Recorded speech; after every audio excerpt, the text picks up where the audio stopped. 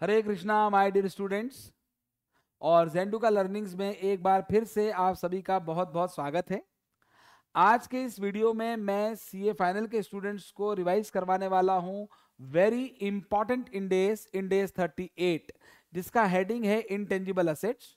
और ये इंडेस हम लोग with proper summarised notes revise करने वाले हैं, और डेफिनेटली इस रिवीजन के बाद ये इंडेस बिल्कुल आपके दिमाग में फिट हो जाएगा। तो चलिए बिना किसी देरी के हम लोग फटाफट से शुरुआत करते हैं, रिवाइज करते हैं इंडेस 38, जिसका हेडिंग है इंटेंजिबल असेट, और इसको प्यार से हम कहेंगे शॉर्ट में IA। सबसे पहली बात कि ये इंडेस 38 का ऑब्जेक्टिव क्या है। तो ये इंडेस 38 हमें बताएगा कि इंटेंजिबल असेट्स का अकाउंटिंग ट्रीटमेंट क्या होगा। और अकाउंटिंग में मेनली 3 बातें शामिल होती हैं। RMD, शॉर्ट में याद रखिए, RMD, रिकॉग्निशन, मेजरमेंट और डिस्क्लोजर। तो इंटेंजिबल असेट्स का बुक्स में कैसे रिकॉग्नाइज होंगी, कैसे उसका वैल्यूएशन होगा, मेजरमेंट होगा, और क्या क्या डिस्क्लोजर रिक्वायरमेंट्स हैं, वो ये इंडेस बताएगा। फिर इस इंडेस में कई सारे शब्दों की डेफिनेशंस दी गई है जो इस यहां पर यूज हुए हैं। कई टर्म्स हैं और वो बहुत जनरल टर्म्स हैं, तो उनकी डेफिनेशंस यहां दी गई है। और मेन वर्ड तो है इंटेंजिबल असेट। तो सबसे पहले हमें ये दिमाग में फिट करना है कि आखिर इंटेंजिबल असेट्स क्या होती है। तो ध्यान दें, किसी भी आइटम को असेट होने कब कहा जाता है, जब एंटिटी का उस चीज पर कंट्रोल हो और उससे FEB, फ्यूचर इकोनॉमिक बेनिफिट हो। तो कंट्रोल होना चाहिए और फ्यूचर इकोनॉमिक बेनिफिट उससे मिलने चाहिए, तो वो चीज असेट हो जाएगी। तो एज पर इंडेस 38, इंटेंजिबल असेट वो असेट्स हैं जो कि पहली बात तो क्या है, आइडेंटिफाइबल। क्या है? आइडेंटिफाइबल। और दूसरी बात है कि वो नॉन मॉनेटरी होना चाहिए। मतलब ऐसी सारी असेट्स जो कि आइडेंटिफाइबल है, मतलब वो अलग से पहचानी जा सकती हैं, और जो नॉन मॉनेटरी हैं, मतलब जिनकी वैल्यू एक कॉन्ट्रैक्ट के तहत फिक्स नहीं हुई है। तो आइडेंटिफाइबल होना चाहिए, नॉन मॉनेटरी होना चाहिए। तो मन में आता है कि सर जितनी भी टेंजिबल असेट्स होती है, बिल्डिंग, प्लांट, मशीनरी, ये सब भी आइडेंटिफाइबल होती है और नॉन मॉनेटरी होती है। तो इंटेंजिबल असेट्स अलग क्यों हैं? तो वो जो बचपन की डेफिनेशन हम पढ़ते हुए आते हैं कि जो दिखाई ना दे, जिसे टच न किया जा सके, वो इंटेंजिबल असेट होती है। लेकिन उसको अब हम टेक्निकल भाषा में बोलते हैं विदाउट फिजिकल सब्सटेंस। मतलब इंटेंजिबल असेट दिखाई ना दे तो हो सकता है, लेकिन अगर फिजिकली वो है भी, तो फिजिकल जो चीज दिखाई दे रही है उसका सब्सटेंस यानी उसका सिग्निफिकेंस नहीं है। तो विदाउट फिजिकल सब्सटेंस, जैसे हम बात करें कंप्यूटर सॉफ्टवेयर की, तो कंप्यूटर सॉफ्टवेयर करोड़ों रुपए का होता है और वो एक डिस्क में है, एक ड्राइव में है आपके पास, ठीक है। तो वो हार्डवेयर है, वो दिखाई देता है, पर उस सॉफ्टवेयर के कंपैरिजन में उस हार्डवेयर की, उस ड्राइव की वैल्यू बहुत कम होती है। तो वो इंटेंजिबल है, मतलब वो फिजिकल तो है पर फिजिकली उसका सिग्निफिकेंस, फिजिकली उसका सब्सटेंस नहीं है। तो इंटेंजिबल असेट क्या होती हैं? ऐसी असेट्स, यानी कंट्रोल भी होना चाहिए आपका, FEB, फ्यूचर इकोनॉमिक बेनिफिट मिलेंगे उससे, वो आइडेंटिफाइबल होना चाहिए, वो नॉन मॉनेटरी होना चाहिए, और वो फिजिकल है भी तो भी उस फिजिकल उसका सब्सटेंस नहीं होना चाहिए। और आइडेंटिफाइबिलिटी कैसे चेक की जाती है? वो दूसरों से अलग पहचानी जा रही है, दूसरों से अलग की जा सकती हो, तो उसे कहते हैं सेपरेबल हो सकती है। और चलो सेपरेबल नहीं हो सकती तो फिर वो किसी लीगल कॉन्ट्रेक्चुअल राइट के तहत, लीगल राइट आपको मिला है किसी कॉन्ट्रैक्ट के तहत, तो वो इंटेंजिबल असेट्स होगी। तो खैर, उसके बाद ये इंडेक्स बताएगा आपको, अभी एग्जांपल्स भी हम इसके डिटेल में आपको पता भी है और हम लेंगे भी। ये इंडेक्स इंटेंजिबल असेट्स पर एप्लीकेबल होगा, पर किस पर एप्लीकेबल नहीं होगा उस पर भी बात हो जाएगी। और इंटेंजिबल असेट्स में कई सारी और चीजें इंक्लूड हुई हैं। जनरल एग्जांपल तो सबको मालूम है, goodwill, patent, copyright, trademark, brand name, और भी बातें यहां करेंगे। और कई सारी इंटेंजिबल असेट्स और अदर आइटम्स यहां पर इंक्लूड किए गए हैं, तो उसकी बात हम करेंगे। लेकिन पहले यहां पर जरा आ जाते हैं, बहुत ही आसान इंडेक्स है, फटाफट से रिवाइज हो जाएगा। इंडेक्स 38 कहता है कि इंटेंजिबल एसेट रिकॉग्नाइज कैसे होगी। भैया असेट है तो डेफिनेटली कॉस्ट पे रिकॉग्नाइज होगी, और उससे फ्यूचर इकोनॉमिक बेनिफिट होगा तो ही रिकॉग्नाइज कर पाएंगे, वरना रिकॉग्नाइज नहीं करेंगे। और वो कॉस्ट रिलायबली मेजर्ड होना चाहिए, ठीक है। उसके बाद अब ये इंडेक्स इनिशियल रिकॉग्निशन तो कॉस्ट पे हो गया, अब उसका मेजरमेंट कैसे किया जाएगा, ठीक है ना। तो डेफिनेटली कॉस्ट पे किया जाएगा, पर कब? जब वो सेपरेट एक्विजिशन है, मतलब कोई इंटेंजिबल एसेट्स आपने सेपरेटली एक्वायर की है, तो उसका कॉस्ट पे ही रिकॉग्निशन होता है, मेजरमेंट उसका कॉस्ट पे ही होता है। लेकिन डेफर्ड पेमेंट वाली बात है, तो हमने इंडेक्स 16 में भी पढ़ा था, PPE के लिए डेफर्ड पेमेंट है, यानी आप एक्स्ट्रा टाइम आपको मिल रहा है बियॉन्ड नॉर्मल क्रेडिट पीरियड, तो आप उसके लिए इंटरेस्ट पे करते हैं। तो अगर फ्यूचर वैल्यू दे रखी तो उसका कैश प्राइस इक्विवेलेंट यानी प्रेजेंट वैल्यू निकालनी पड़ेगी और डिफरेंस इंटरेस्ट में जाएगा। सेम वही कॉन्सेप्ट है। अगर कोई इंटेंजिबल एसेट बिजनेस कॉम्बिनेशन के तहत आपके पास आती है तो वो फेयर वैल्यू पे रिकॉग्नाइज होती है और वो इंड एस 103 उस पर लग जाएगा। अगर इंटेंजिबल एसेट गवर्नमेंट ग्रांट के तहत आपको मिलती है, चाहे वो नॉमिनल वैल्यू पे मिले चाहे फ्री ऑफ कॉस्ट, तो इंड एस 20 के हिसाब से अकाउंटिंग हो जाएगी, दिमाग में फिट रखिए। और इंटेंजिबल एसेट्स का एक्सचेंज होता है, एक इंटेंजिबल एसेट ली, दूसरी उसके बदले में कोई नॉन मॉनेटरी आइटम आपने दी, मॉनेटरी आइटम आपने दी, एक्सचेंज किया, मतलब कैश नहीं दे रहे हैं, ठीक है। तो एक्सचेंज ऑफ एसेट का जो इंड एस 16 पीपीई के प्रोविजंस थे एज इट इज वही इंटेंजिबल एसेट्स पर एप्लीकेबल हो जाएंगे। तो बड़ी आसान सी बात है, इंड एस 38 बड़ी सिंपल बातें कर रहा है, वही बातें कर रहा है जो हम दूसरे इंड एस में पढ़ते हैं। इंटरनली जनरेटेड, कोई गुडविल एक इंटेंजिबल एसेट है, अगर वो इंटरनली जनरेटेड है, सेल्फ है, इनहेरेंट गुडविल है, तो फिर उसको रिकॉग्नाइज नहीं कर सकते हैं, क्योंकि ऑब्वियसली वो सेपरेबल नहीं हो सकती, वो आइडेंटिफाइबल नहीं होती, इसलिए उसको रिकॉग्नाइज नहीं करते। लेकिन अगर कोई और इंटेंजिबल एसेट है जो इंटरनली जनरेटेड है, आपने कोई ट्राइड, कोई पेटेंट, कुछ भी इंटरनली डेवलप किया है, तो उसमें जो भी कॉस्ट आएगा तो उसको ऐसे एसेट रिकॉग्नाइज किया जाएगा। उसके बाद इंटेंजिबल एसेट्स, देखिए कई चीजें इंटेंजिबल एसेट नहीं है, लेकिन कई ऐसी एक्टिविटीज बिजनेस में होती है जिससे कि इंटेंजिबल आइटम्स जनरेट होते हैं। जैसे रिसर्च करोगे तो डेफिनेटली कोई नो हाउ, नॉलेज, कोई फॉर्मूला डेवलप होगा, तो रिसर्च तो सक्सेस हो या फेल हो, रिसर्च तो सक्सेस हो या फेल हो, ठीक है, उसकी कॉस्ट को इंटेंजिबल एसेट में नहीं लेना है। इसका एक एक्सेप्शन है, अभी आगे बताऊंगा, वरना रिसर्च की कॉस्ट तो पीएनएल में ही जाएगी। लेकिन डेवलपमेंट, रिसर्च अगर सक्सेस हो जाती है तो फिर उसका डेवलपमेंट किया जाता है। तो डेवलपमेंट जो है, डेवलपमेंट फेज होता है एक, तो जब तक आपको श्योर नहीं है कि आपका डेवलपमेंट से फ्यूचर बेनिफिट होंगे, वहां तक का तो डेवलपमेंट का खर्चा पीएनएल में जाएगा एज एक्सपेंस, और उसके बाद का वो कैपिटलाइज होगा, मतलब उसे एसेट माना जाएगा। तो डेफिनेटली मैंने यहां लिखा है कैपिटलाइज तभी होगा, ब्रैकेट में FEB, ठीक है। उसके बाद ठीक है, definitely recognition as an expense, कब एक्सपेंस माना जाएगा, तो जितनी भी इंटेंजिबल आइटम्स हैं, देखिए स्टार्टअप कॉस्ट होती है, एडवर्टाइजमेंट है, एडवर्टाइजमेंट से भी बिजनेस को बेनिफिट्स होते हैं जो दिखाई नहीं देते, इंटेंजिबल है, बिजनेस को रीलोकेट करना, ये कई ऐसी चीजें हैं जो कि इस इंड एस 38 में इंक्लूड की गई है। जैसे ध्यान दीजिए, इंड एस, अभी ऊपर मैंने आपसे यहाँ कहा था कि इंड एस 38 की एप्लीकेबल किस पे होगा वो दिया है, और किस पे एप्लीकेबल नहीं होगा वो दे रखा है। तो कई सारी ऐसी आइटम्स हैं जिससे इंटेंजिबल इफेक्ट आते हैं, जैसे बिजनेस में एडवर्टाइजमेंट है, ट्रेनिंग देते हैं एम्प्लॉइज को, उससे भी इंटेंजिबल बेनिफिट्स हैं, स्टार्टअप है, रिसर्च एंड डेवलपमेंट है। तो ऐसी कई ऐसी चीजें भी इंड एस 38 में इंक्लूड की गई हैं। तो यहां पर लिखा है कि भाई ये सारी चीजें, ये सारी कॉस्ट रिसर्च की है, रिसर्च एक्ट की कॉस्ट हमेशा पीएनएल में जाएगी, एक्सेप्ट अगर वो बिजनेस कॉम्बिनेशन के तहत आई है तो। उसके अलावा बाकी सारे एक्सपेंस जिससे फ्यूचर इकोनॉमिक बेनिफिट नहीं है, अगर उससे कोई बेनिफिट भी इंटेंजिबल हो रहा है बिजनेस को, लेकिन फ्यूचर बेनिफिट उससे एश्योर्ड नहीं है, मेजरमेंट नहीं हो सकता, तो वो सारी चीजें पीएनएल में ही जाएंगी, ठीक है। अब एक बार इंटेंजिबल एसेट आपने बुक्स में रिकॉग्नाइज कर ली, तो उसके बाद हर बैलेंस शीट डेट पे वो रिकॉग्नाइज होगी। तो measurement after recognition, initial recognition हर बैलेंस शीट डेट पे, तो भैया वो किस पे होगा, तो डेफिनेटली पूरा का पूरा ये वाला जो पॉइंट है, पूरा कंप्लीट इंड एस 16 जो हमने पढ़ा था पीपीई, उसी में है। वो कॉस्ट पे भी रिकॉग्नाइज हो सकती है, कॉस्ट मॉडल, रिवैल्यू भी हो सकती है, रिवैल्यूएशन मॉडल। कॉस्ट मॉडल है तो इंटेंजिबल एसेट की जो कॉस्ट है माइनस एक्यूमुलेटेड उसका वहां तक का अमोर्टाइजेशन, वहां तक का इंपेयरमेंट लॉस, तो कैरिंग अमाउंट आ जाएगा। और रिवैल्यूएशन भी अलाउड है। रिवैल्यूएशन कितनी बार होगा, फ्रीक्वेंसी 1 साल में होगा, 3 से 5 साल में होगा। रिवैल्यूएशन अपवर्ड होगा, डाउनवर्ड होगा। रिवैल्यूएशन की वजह से जो सरप्लस आएगा, जो डेफिसिट आएगी, जो रिवैल्यूएशन अपवर्ड डाउनवर्ड की वजह से जो एक्स्ट्रा अमोर्टाइजेशन और एक्स्ट्रा इंपेयरमेंट होगा, वो सब सारे रिवैल्यूएशन अपवर्ड में फर्स्ट टाइम अपवर्ड है, बाद में डाउनवर्ड हो जाए, पहले डाउनवर्ड है बाद में अपवर्ड हो, सारे प्रोविजन वही इंड एस 16 वाले अप्लाई हो जाएंगे। इनटेंजिबल एसेट का मेजरमेंट, इनिशियल रिकॉग्निशन भी इंड एस 16 में जैसे कॉस्ट पे होता तो वैसे ही होगा, और मेजरमेंट रिकॉग्निशन के बाद भी जैसे टेंजिबल आइटम्स पीपीई का होता था वैसे ही होगा, ठीक है। अब बात आती है भाई अमोर्टाइजेशन करना है, डेप्रिसिएशन लगाना है। तो कई लोग ये भी मानते हैं कि भाई इंटेंजिबल एसेट पर लगने वाला डेप्रिसिएशन अमोर्टाइजेशन है, ऐसा नहीं है। इंटेंजिबल एसेट की वैल्यू कम होती है, उसे भी डेप्रिसिएशन ही कहते हैं। वो जो अमाउंट होता है वो डेप्रिशिएबल अमाउंट होता है, और उस डेप्रिशिएबल अमाउंट को हर साल पीएनएल में एलोकेट करने को अमोर्टाइजेशन कहते हैं, और वो यूजफुल लाइफ के हिसाब से होगा। इंटेंजिबल एसेट की यूजफुल लाइफ अगर इनफाइनाइट है तो कोई अमोर्टाइजेशन करने की जरूरत नहीं है, पीएनएल में कुछ नहीं जाएगा, लेकिन हर साल इंपेयरमेंट की टेस्टिंग तो उसकी होगी, डेफिनेटली इंड एस 36 लगेगा।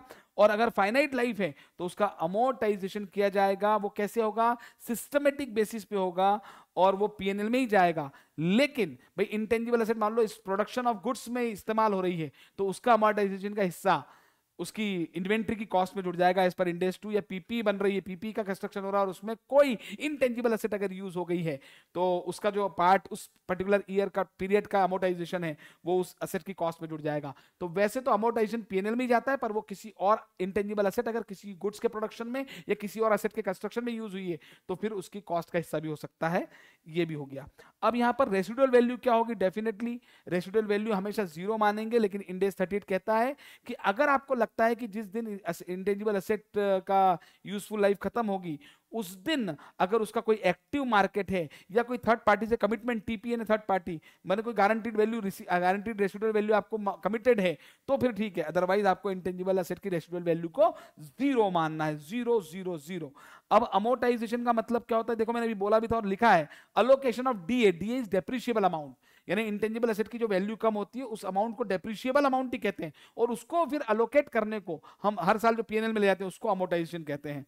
तो अमोर्टाइजेशन का एपी, अमोर्टाइजेशन पीरियड क्या होगा, कब शुरू होगा? जैसे intangible asset available for use है, खरीदने से नहीं, अवेलेबल फॉर यूज है, वो रेडी फॉर यूज है, तो उसका अमोर्टाइजेशन शुरू हो जाएगा। और कब खत्म होगा अमोर्टाइजेशन, कब बंद होगा?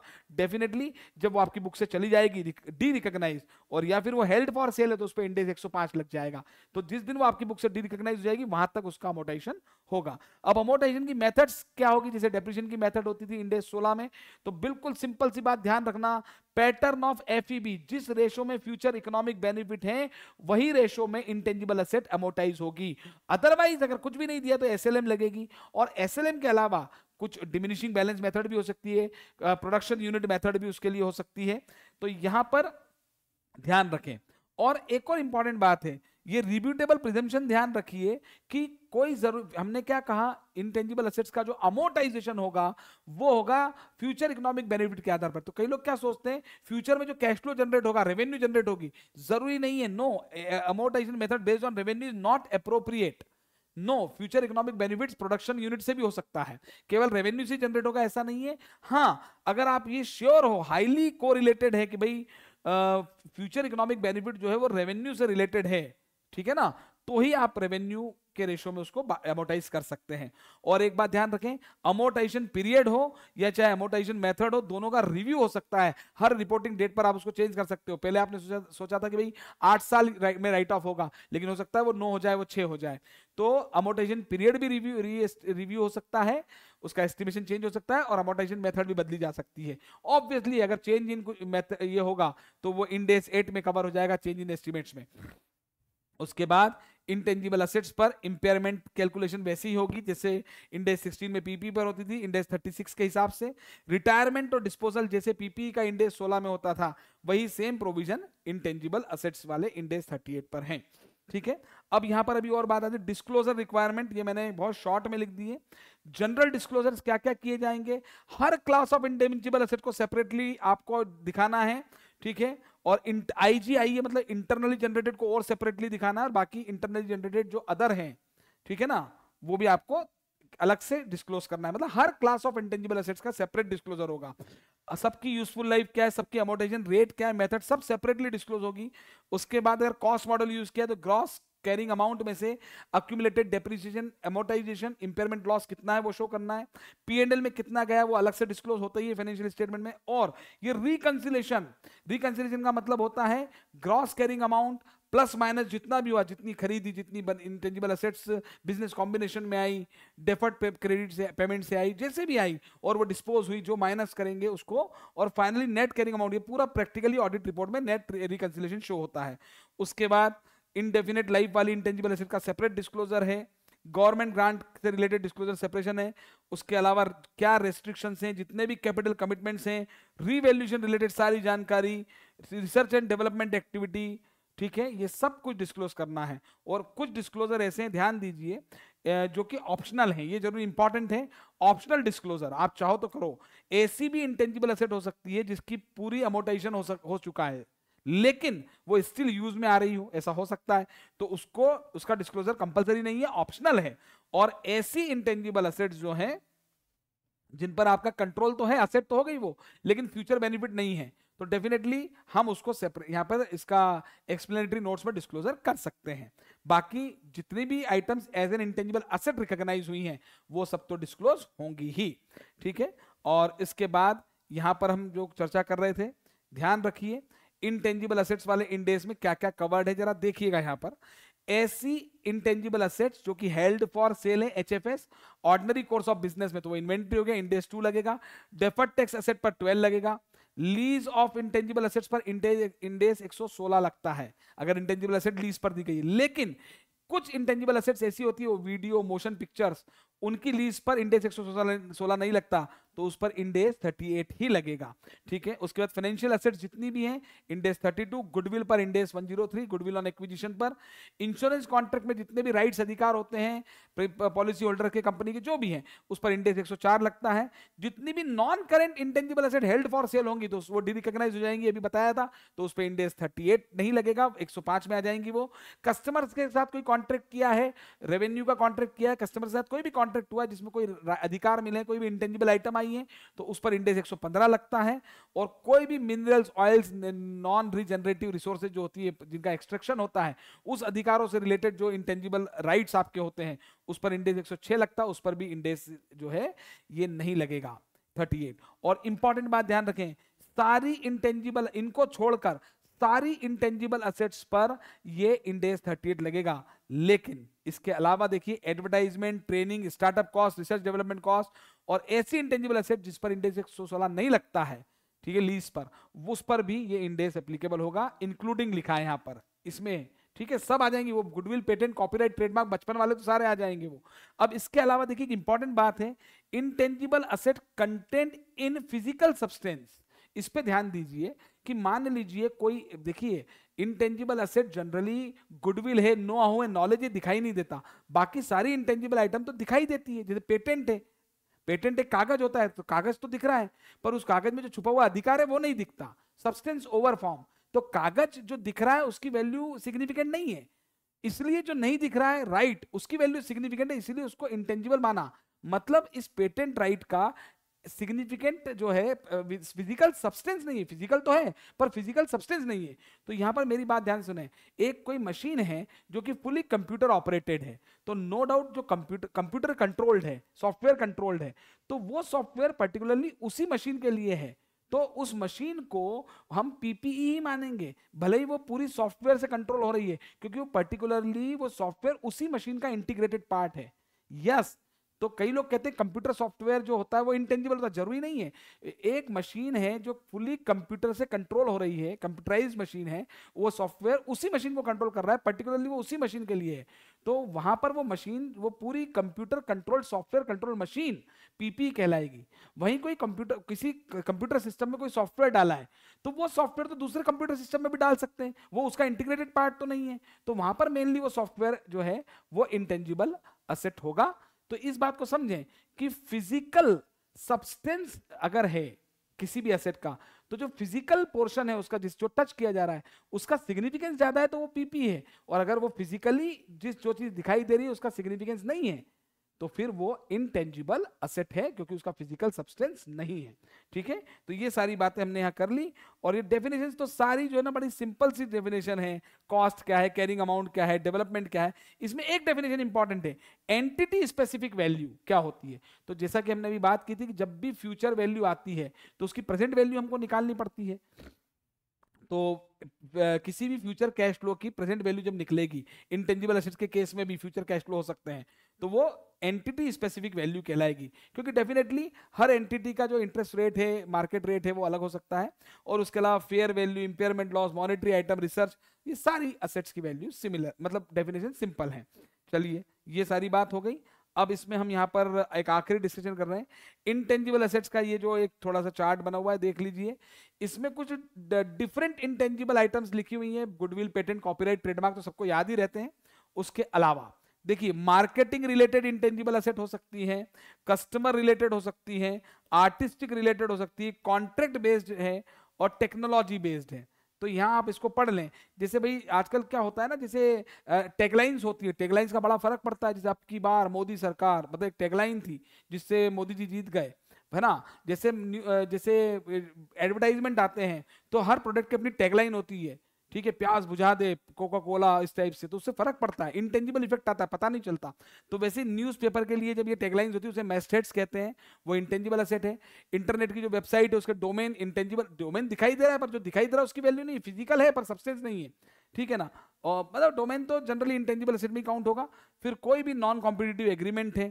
कस्टमर लिस्ट, यार कस्टमर का डेटाबेस कितनी महत्वपूर्ण एसेट है। आप बोलेंगे डेटाबेस का तो वो दिखता है, अरे भैया वो 1000 नाम 10 पेजेस पे लिखे हुए हैं, 100 पेजेस पे लिखे हुए हैं, तो पेजेस दिख रहे हैं, पेजेस आपको दिख रहे हैं, वो टेंजिबल है, वो फिजिकल है। पर जो दिख रहा है उसकी वैल्यू नहीं है, उसमें जो ताकत छुपी हुई है अधिक कि आप उससे करोड़ों अरबों रुपए का बिजनेस जनरेट कर सकते हो, वो नहीं दिख रहा है। तो वो फिजिकल तो है पर फिजिकल सब्सटेंस नहीं है।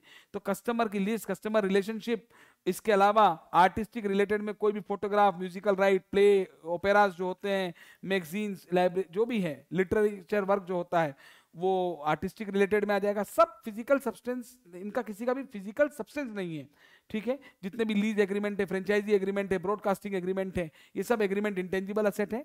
और trade secret, patent, technology base, computer software, database, ये सब, तो ये मैंने यहाँ पर एक इंटेंजिबल एसेट की जनरल लिस्ट आपको यहाँ दे रखी है।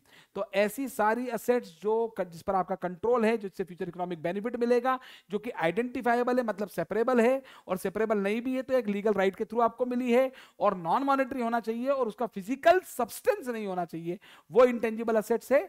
और हर इंटेंजिबल एसेट्स पर इंड AS 38 अप्लाई होगा, including advertisement cost, including training, startup, research and development cost, और एक्सेप्ट ऐसे इंटेंजिबल एसेट्स पर ये इंड AS 38 अप्लाई नहीं होगा जिस पर दूसरे इंड AS अप्लाई होते हैं।